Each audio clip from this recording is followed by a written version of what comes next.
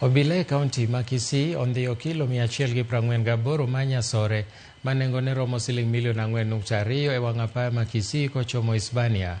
Komanda mar obila e yor kojolo e kaunti no, Isaac Kimwele, owacho ni nyogi yudo lipot kowuok kuom oganda e gwengego.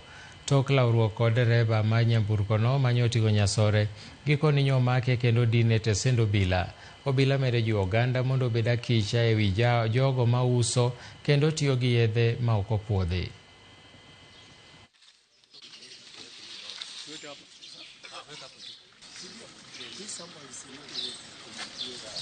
Today at around 0500 hours, our officers who were on night patrol received information that there was a motor vehicle, KBT 275C, number of registration NZE, which was coming from Migori, the general direction, and it was heading to Kisii.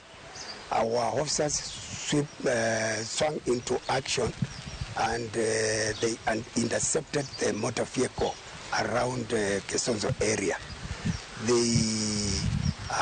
They managed to arrest one occupant who was the driver, and they recovered from there inside the vehicle.